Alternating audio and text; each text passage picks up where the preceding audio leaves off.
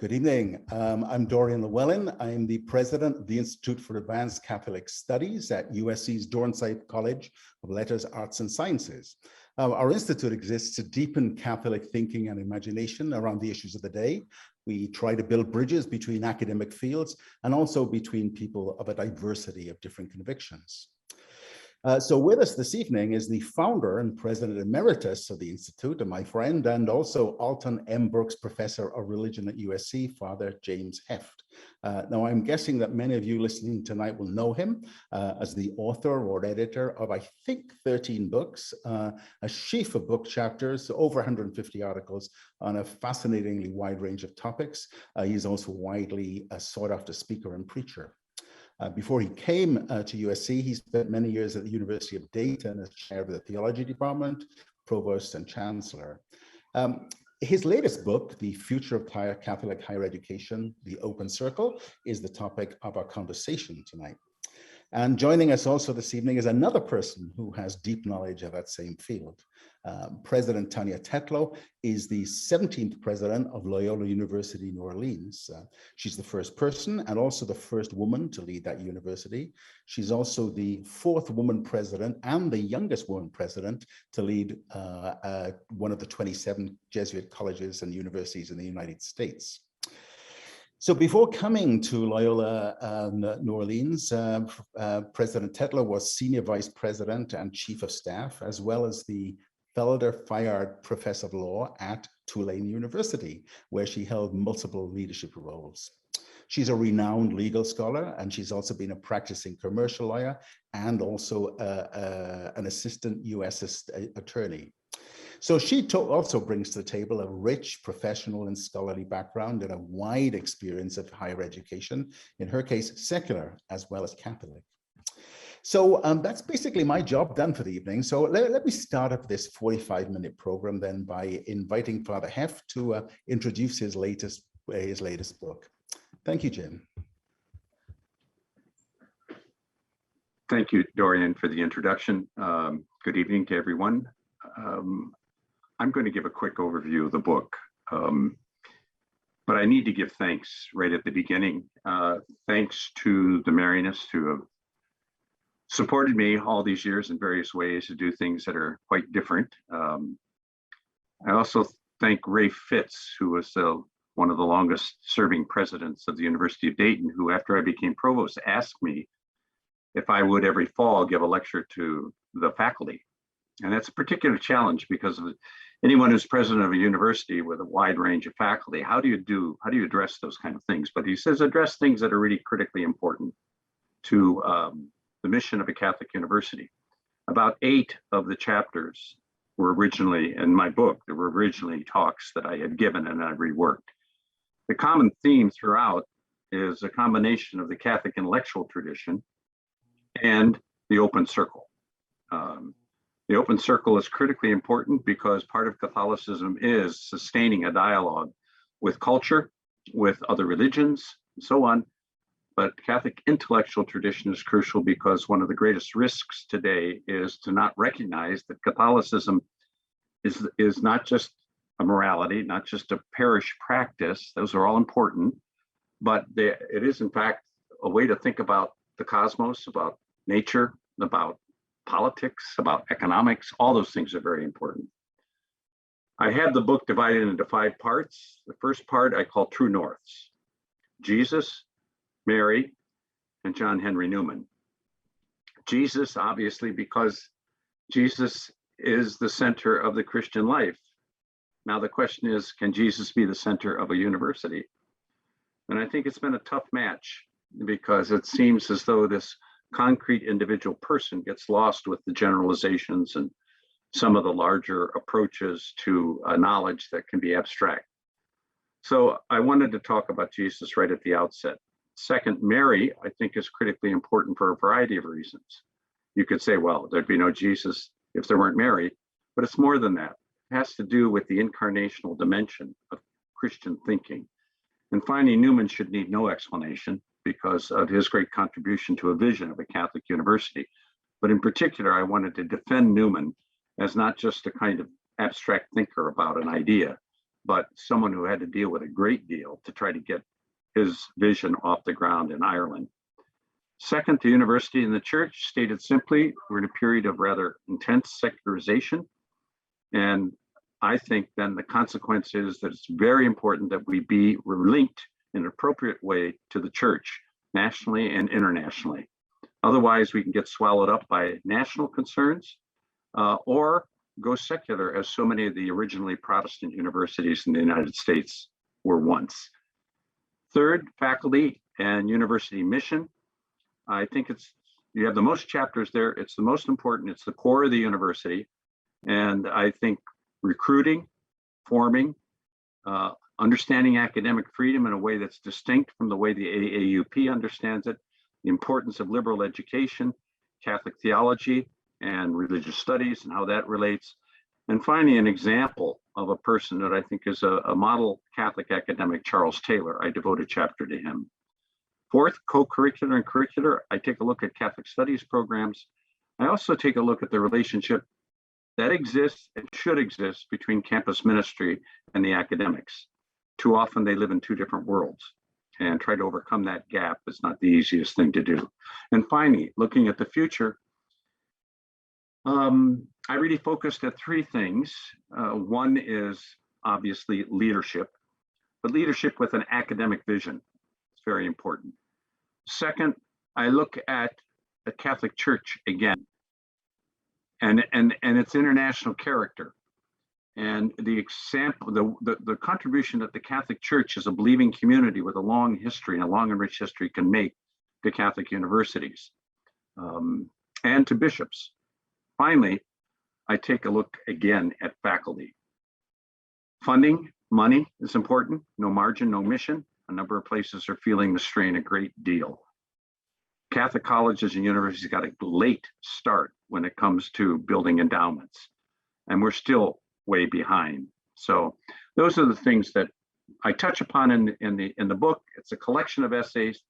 Originally, the audience is a faculty and students, to some extent, leadership of the university, and those that are interested in the university. I appreciate the Institute for Advanced Catholic Studies sponsoring this, and I look forward to what Tania will have to say about these things. Well, thank you as well for inviting me. I'm so excited to be here in the virtual here.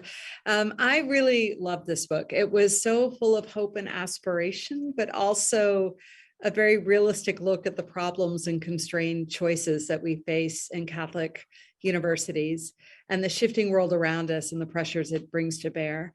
I like the reminder that Catholic higher ed grew out of exclusion in this country, that we forget how the nation didn't always look kindly on Catholics, particularly Catholic immigrants. And in that exclusion, there was some protection of our identity because we were not engaged with the world as much as some of our Protestant colleagues were. But change did come in the turmoil of the 60s and the changes of Vatican II in the church and the decreased number of religious who had staffed and taught our institutions. And the cultural shifts that we faced in the world around us. So we've become more open and pluralist, more responsive, though, to national markets for faculty and administrators, and our societies become vastly more secular and more cynical, far less trusting in any institutions, but particularly in religions as such, and the Catholic Church in particular. But in making the point again and again that we are not a parish, right? The Catholic universities are not the same. We don't just preach to the already believers who come to us for that purpose. There is such opportunity in what we do because it is one of those places where the church engages with broader society. And increasingly we teach students who come to us not because we're Catholic, many of them, but despite that fact.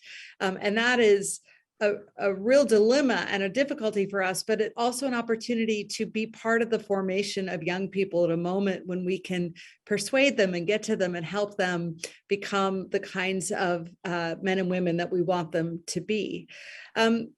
So we have that opportunity, but how to achieve that? And that's what Father Heft writes about with such specificity and great ideas that I really loved and took pages and pages of notes from.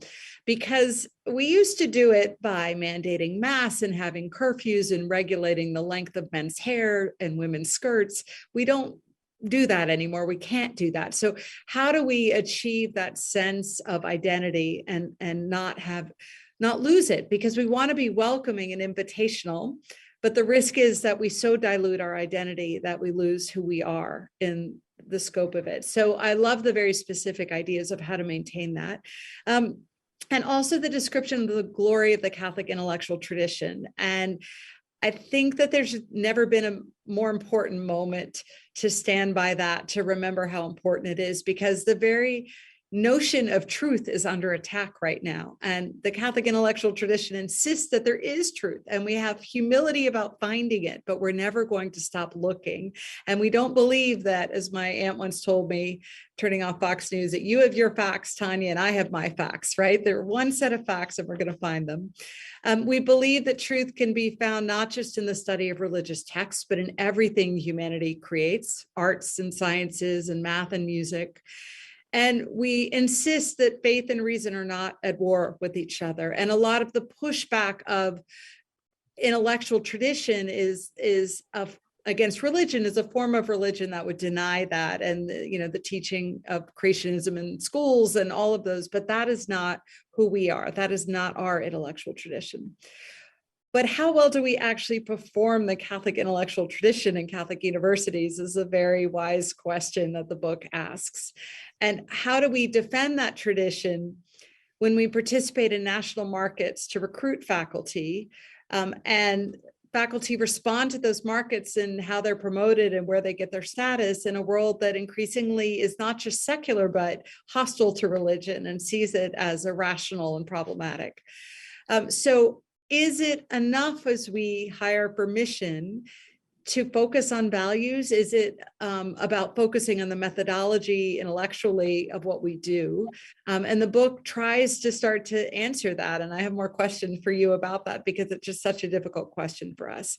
So let me start with that as we go to the conversational part of this meeting. So how do you hire for mission? You give such great specific ideas of how to achieve that. And a lot of them really focus on the idea of looking to hire for values, of people who reflect the kind of values that we are trying to teach. But is that enough when we hire? Obviously, hiring is, you can make mistakes in hiring. And there's also what I call firing for mission. Much more difficult once you have someone tenured, but right. I think if you try to catch it at the beginning and you have a way of helping your existing faculty, if you're at a place where the faculty have a considerable amount of power to select whom they wish to be part of their department, then it's absolutely crucial that those people in search committees have not a Catholic to express the Catholic point of view. That's so minimalist and artificial. It should be a search committee that understands the mission as distinctive. That is, it's an open circle. It doesn't mean just hiring Catholics, but it does mean hiring people who care about a mission and can relate to it in a variety of ways. There are Protestants, there are Jews, there are even agnostics, there are even atheists who can appreciate and respect religion that they have no feel for, but they see it as important and so on.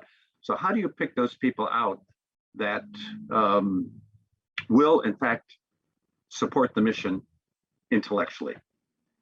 That's a process that we used, and I mentioned it in the book, is that we do these workshops every year, or we did. I think they're still doing them when I was in Dayton.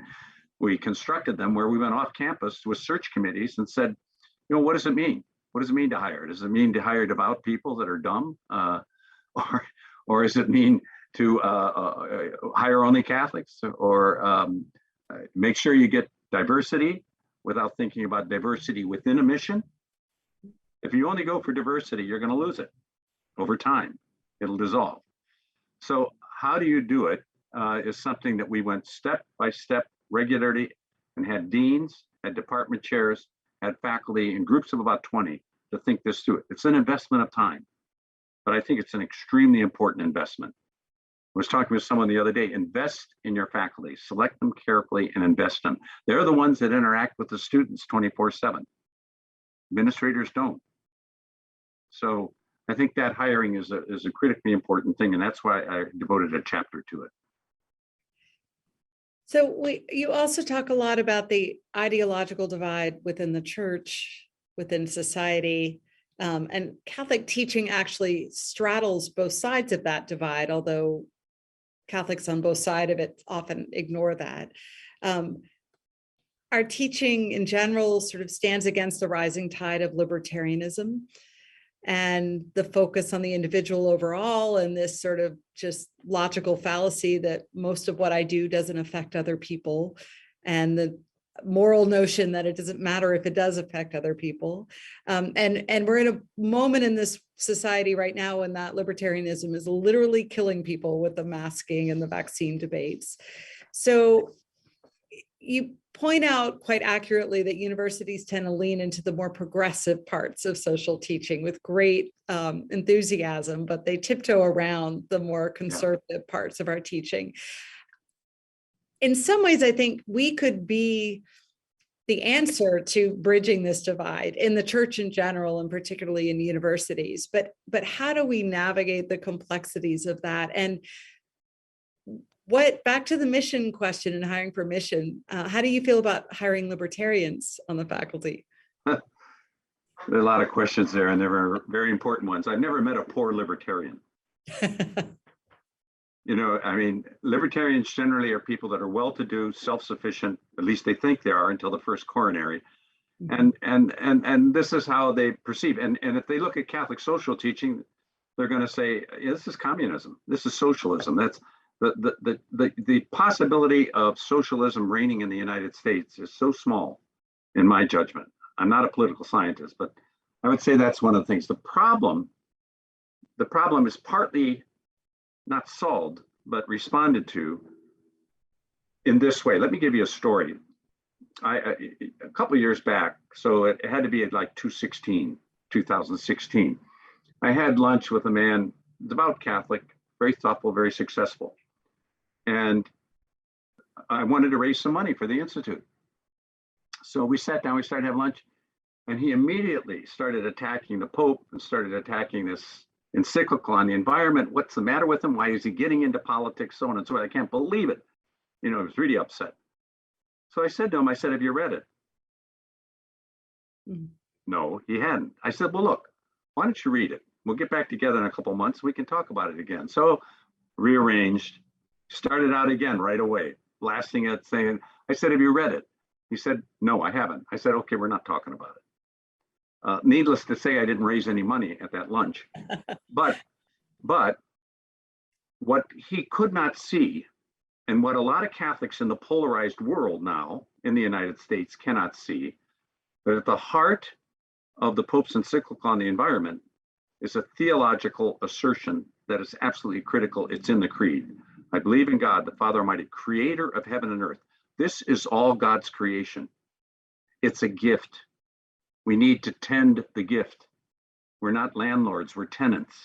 We need to be, he couldn't make the connection on a deeper level. The more we can make the connection on the deeper level, theologically, and can show Catholic social teachings flows from theological framework, the harder it's going to be for people to divide Catholic social teaching from doctrinal teaching.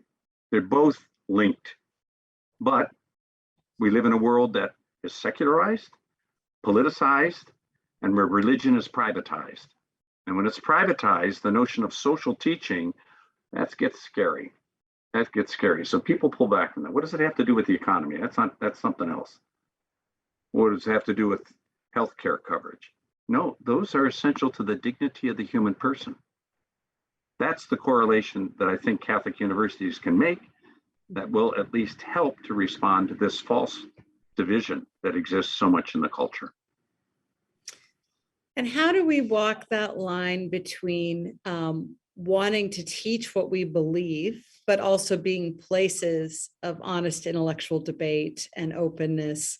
I got asked at an event once questions by two people in a row, and they were in the correct order for me to do better with it. So the first question was about the demise of free speech on college campuses and cancel culture. And so I gave a rousing defense of free speech and how we need to be places of open and honest debate. The next question was, how dare you guys let all of this non-Catholic doctrine be spoken out loud on your campus? Well, I need to refer you to the first answer because we're trying to straddle this. But how do you see that playing out in the future as all of it becomes more and more fraught? Well, for me, trained as a medievalist who happened, not by plan, but to end up writing a dissertation on the historical origins of the doctrine of papal infallibility, which is a study of the first third of the 14th century. What that started to really deepen in me over time was always returning to history. Let's look at history. Let's see, how was it handled? And there are dark spots in history, there are dark moments, all of that. You cannot avoid that. That the church has survived to today would suggest that there's something there that's rather extraordinary for over 2,000 years, huh? So I have the experience regularly at USC when I teach. If a student comes from a Catholic background, the Catholic grade school and high school, there are two things that they often say after the course is over. One of them is, why didn't we ever hear about any of this stuff in high school? And related to that is, thank you for talking about the dark side. And third, you've strengthened my faith. So they're not mutually exclusive. If you don't face things honestly, think how refreshing that is in our political world, where people would reflect honestly about, well, this is where we are. Or a bishop or a pope or a professor say, I don't know. That's a really good question. Mm-hmm. We have to think about that. Let's look at history and see how that's been debated back and forth. So I find, frankly, little difficulty in dealing with the warts as well as the rewards of the history. It's the way I read it, the way I study it, the way I understand it. Well, I love how you connected it to what is in fact our intellectual tradition. Yeah. That we put forward truth unless we could be wrong, unless we come up with a better answer. And we may be wrong. Mm-hmm. We may be wrong. And once you see that, in fact, over time, the church has changed teachings. Dogma, the creed, the sacraments, no. But how to understand them? I look and I see the next area of the development of dogma and doctrine connected to the creed, creation. I think the environment thing is going to be and is huge. Mm-hmm. And we have resources historically, and not just Francis of Assisi, to treasure. Not just wolves like Gubbio, but also the everything that grows. Well, and it's been interesting to see as the world comes together at Glasgow for the climate change conference. I think Pope Francis is coming, and there have been these statements issued by all of these, head of the Orthodox Church and so many leaders trying to make that point, that maybe that's what will cut through the ways that in political ideology you can rationalize all sorts of things, but the pull of faith will get us there. To me, one of the clearest examples of this shifting is the extent to which major corporations, oil, cars, automobiles are beginning to invest deeply in non-fossil fuel usage. Mm-hmm. It's getting through. Now, that we may have been on the bandwagon late on this, you know that they called Benedict the Green Pope, and JP2 talked about some of this too. Mm-hmm. But Francis, I always like to point out a Jesuit who calls himself Francis. This is extraordinary ecumenism. And it's an indication of a great thing that he has brought forward for everybody. Everybody loves Francis of Assisi, and except for libertarians, they should love this Pope too. Exactly. Well, you talk in really interesting ways that I felt challenged by, in the best sense, about the relationship with the church and the dynamic tension, which is a great phrase, between the church and Catholic institutions of higher education, and what they really can learn from each other, and why, if we're going to keep our core purpose, as you started us off by saying, that we need to have that relationship, that sense of global identity, the rootedness in history, the pull to keep reminding us who we are. But that said, the getting along with bishops, who you point out don't always get along with each other, is fraught for a lot of institutions. I've been really, really lucky here. I absolutely adore my Archbishop, and I feel nothing but supported by him. And he knows the best way to influence me is my fear of not of his disapproval, but of disappointing him. But I know a lot of my peers have relationships that are far more difficult. So I have a very particular question, because I just got an invitation to speak on a panel of university presidents at the American Catholic Bishops Conference in November. So what should I tell them? What are you supposed to speak about? Catholic identity. Oh, Our institutions. Tell them you're in favor of it. Yes. Okay. But I think seriously on this whole thing of these tensions and so on. Again, if you study history, and people are upset today with the polarization of the bishops. You know, you can name a couple on each end. Frankly, there are quite a few in the middle. The majority are. And they're kind of saying, where do we go with this? This is really, I don't know how to, but the ones on the end are really featured by the media and brought forward. That's something very important to remind yourself. Second, if you study history, you're going to see, for example, there was a similar deep division with Vatican intervention among the American bishops in the 1890s. And it had to do with Americanism and Americanization and so on. And then eventually the modernist crisis. There was a lot, there were heads rolling. It was all that was going on. And we survived. We worked it out. It took some time. So when you start seeing these historical things, you don't panic. You don't panic. You see it, you're going to work with it, you're going to move with it. And the last thing I would say is, the public image generally is bishops speak authoritatively and deductively, and you get it. That's what you have. If you have a historical perspective, you're going to see that it goes like this all along. In other words, stuff is pushing up from the bottom. There's a response. Sometimes the leadership of the church actually pushes and moves the thing ahead. Sometimes they resist it. By nature, bishops have a conservative role. By nature, faculty should have a critical role, but a critical role that loves the subject. If you criticize what you don't like, you're going to end up presenting something that is not at all honest. You spend all you just be negative. There are many, many things to cheer and to celebrate over the centuries, but I'm a great fan of John O'Malley. I'm a great fan of a number of other historians. It makes a huge difference to get that perspective. It insulates you from panic. I love it. Take the long view. And also, you're making me have empathy for the bishops, because the faculty often also push on the administrators in a way that is highly critical. No, anybody that wants to be a bishop doesn't understand what's going on. And I admire the people that try to carry it out and work with it and so on. It's not easy, because they get it from the right and they get it from the left, you know, and it's not easy. So a little bit of compassion, but honesty and some insight will take the whole thing a long way. The first thing you do when you want to be critical is you don't give an interview to the press about the local bishop. You go talk to the bishop. Right. You sit down, say, hey, I've got a problem with what you're saying. Let me explain why. Right. Dorian knows, and I've been on the Archbishop's Theological Commission here. Very honest discussions. Very honest discussions. And I'm on the USCCB, Committee on Education. I speak my mind respectfully, but I say what I think. And I haven't been thrown out yet. So So, Good. Wish me luck at this well, lunch it's a panel. privilege. Right. It's great fun. Well,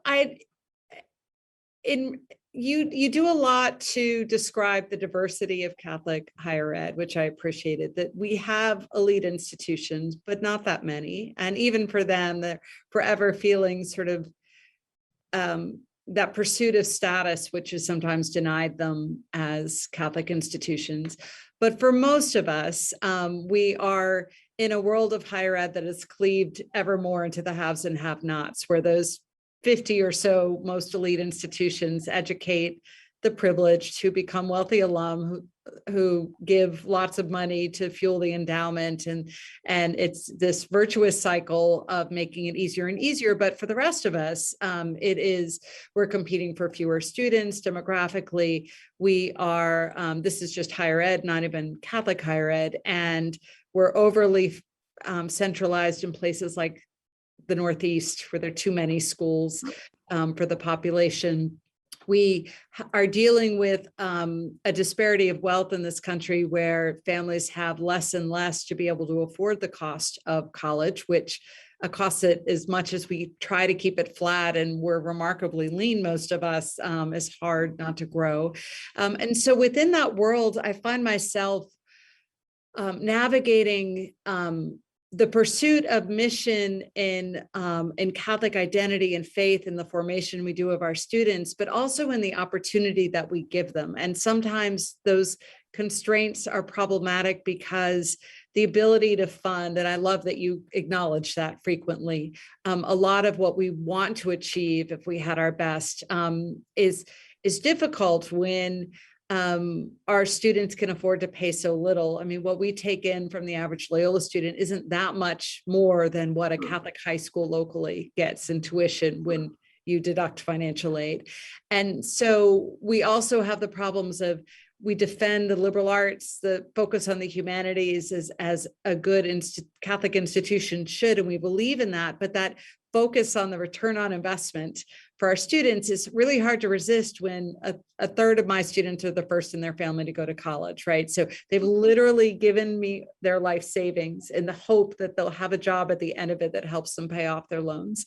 And so I wonder if you could talk a little bit more about that really difficult divide, because it does feel like giving those opportunities to our students of not squandering their talent in the way the world would do is part of our mission. It's a really critical part of our mission, but how to balance that against wanting to give them the kind of broad brush education that you point out is easy for the children of the elite to understand, because they don't have to worry about the job they have after they graduate. Yeah, it's easy for the children of the elite to understand everything but Catholic social teaching. Well, that too, right. Right.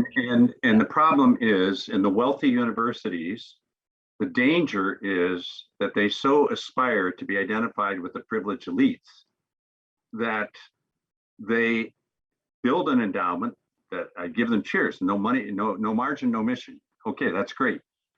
But what can happen then is that if you begin to teach Catholic social teaching in any consistent and cogent way, the obligation of justice, particularly for the poor or Catholic institutions, becomes more clear, and it's difficult.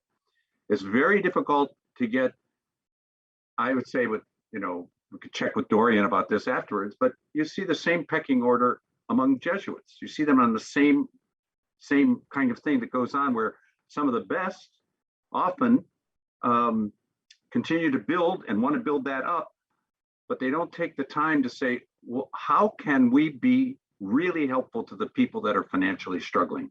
What could we do? Catholic higher ed is a free enterprise institution. 90% of the schools have been founded by religious orders, and they founded them basically to multiply Christians, to educate immigrants, and to get new members. That's why they did it. So the competition can be harmful, and it can lack compassion. So I don't think we ought to be Darwinians. I don't think it ought to be survival of the fittest. We ought to figure out how to help one another serve as well as we can the population we have. And I want to be a cheerleader for those places that are doing the best they can, living year to year on tuition gathered, because what they're doing and what they're trying to do, I think, is not sufficiently well appreciated by the people that are insulated from that. So I'm a cheerleader for the people that are struggling. I see it. And a lot of times what they sweat to deliver is precious and it's not sufficiently recognized. I totally agree, being in one of those institutions, but no, the willingness to do things without any waste of time and energy and focus on our students, of money, of resources, of finding our purpose in something other than just those national senses of status is really tough. And I think you're right. Within our institutions, we have all the same markers of rankings and status sort of weasel their way in and corrupt who we're trying to be if we're not careful. Tania, if I can interrupt just for a second, it goes on within, as you just said rightly, goes in within an institution every time. Let's say every 10 years they have that indoor sport called restructuring the core curriculum. And then what you find is the real subjects, sciences and technology, the professions, want more of the core curriculum. And if the theologians and the humanities people don't really fight hard to preserve that, it looks almost expendable. And that's a lack of leadership. That's a lack of leadership from the top. If I were at a place where it was really at stake in a serious way, I would be very tempted to say, look, you move in that direction, I'm out of here. This is such a core dimension of what our institution is. And that's not just theology, it's also philosophy. Philosophy is a very important area. I was working on my master's, but then decided I wanted to do history and theology. I was working on my master's in philosophy and really appreciated what that offered to me, the study of it. That was actually at Georgetown doing that research and so on. But I would say we see that same, we live in our society, so it's very hard not to be influenced by all those signals around us. Pecking order, prestige. Oh, you teach a real subject. What do you teach? I teach theology. Oh, really? Well, at least you're in a Catholic university. What would you do with your life otherwise? You know, that kind of stuff goes on all the time. Right. So hats off to the people that can protect that core, even when finances are strained. So we also face at our institutions the scarcity of religious in leadership, in the classroom, in campus ministry in so many ways. And we've seen this in the hospital systems run by nuns that have been turned over, of how you sustain that mission without the people who've been trained for decades in it. And then you get someone like me, who you hope for the best. And we often talk about the first lay leader, so purposeful about it and very intentional, which I try to be. It's the second one you worry about. Do you have thoughts about how to sustain that in new and different ways? Yeah, formation of lay leadership. And you don't give up hoping that your order will be rejuvenated in some mysterious way. I have no idea what the Holy Spirit is doing on all of this. But I do know, and I argue in the book, and another book that just came out on the growing number of unaffiliated young adults, that we're in the midst of a period of profound change. Everybody says that we're in time, and there was always change. But what we're going through over the last 75 years, I think, could be described accurately as a second axial age. That's profound shift. And a lot of orders will disappear. Religious orders will disappear. God willing, mine, Jesuits, and others will not. But if they do not, two things, if they do not focus on lay leadership and kind of like say, oh, I guess we run out of members of my order, we're going to have to hire a lay person. You got to get over that, because lay leaders can just deliver things that religious couldn't. You say, like what? A witness of treasuring the Catholic tradition intellectually as a married person with kids. Hello. Yes. And then it can begin to be owned by a larger group of people. So I think formation, the word that used is regulated today is sponsorship. Very serious and thoughtful time spent on forming faculty. I start with faculty. Staff are easier to work with. Yes. Faculty are more the challenge. But if you can actually have formation about leadership, so on, we're going to find some new ways to embody and identify Catholicism in a way that's persuasive for students that come. I see it already happening in a number of places, and I'm encouraged in the long run. I'm not worried. It's a strain, it's tough, but we'll find a way. Well, the Jesuits in my community here who've been incredible have teased me because they say, you say all the same stuff we did, Tania, but people listen to you differently. And it does feel like this opportunity. What do they mean by that? They mean that when they say it, it feels like the party line and what they're supposed to, and people turn off their attention a little bit. And when I say it, I don't know if I'm doing more to translate than they are. I don't think so, but they just hear it differently because it feels like it's coming from a different place of, I'm not sure why exactly, but I do think they're right. I think people pay attention. And no, I think they're absolutely right on that. And let me give you one example. There was a Jesuit university I knew where there was a non-Catholic president, and there was a big blow up over the healthcare coverage because it did cover abortion, and they had to change that and so on. And the president gave an address to the whole faculty, and it was a tremendous missed opportunity, in my opinion, because as a non-Catholic, he could have very credibly said, look, I'm not a Catholic. I don't subscribe exactly to what Catholics teach about this, but we need to understand and respect that tradition. And we need to understand where it comes from. And to have done that, for that person to have done that instead of, Mr. Collar, that's very powerful.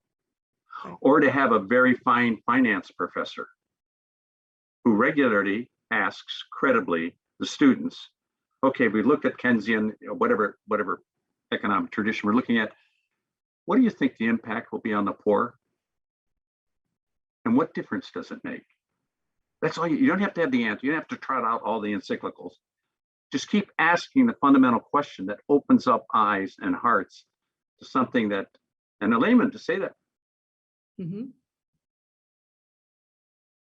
Yeah. That makes sense. I love it. I've had similar meetings with donors about how Jesus really wants us to accumulate wealth, they tell me, and that's the point of the Gospels. And I have to chuckle because, as my dad used to tell us all the time when we were kids, people think Jesus was just kidding. Just remember Zacchaeus, the chief tax collector, converted. Right. So there's still hope. There's always hope.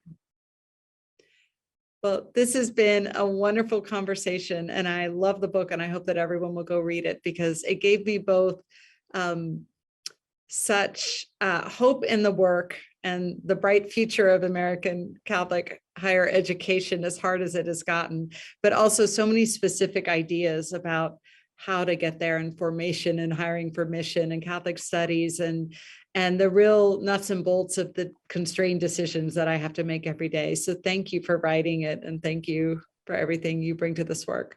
And thank you for your questions, but even more important than any of those, thank you for taking on the challenge that you have taken on of leadership. That's really important. I hope you're sustained, you're strengthened, and you remain joyful and committed. Thank you. Well, I'm sorry that I have to be the person who brings this rich discussion to an end, but I guess that's the nature of good things, at least till we get to heaven. So for the Heft and President Tetlow, you've given us an awful lot to think about. So thank you for what is essentially, I think it's a conversational feast. Thank you everybody for joining us this evening. This discussion has been recorded and it will soon be available on our website. Our website is iacs.usc.edu. And also please do follow us on Twitter and Facebook and Instagram, all of which, as far as I know, are currently up and running, at least today. On the website, you can also find details of how to get your own copy of Father Heft's book. You click on publications and it'll come up there. And can I just make a plug? It's really worth reading.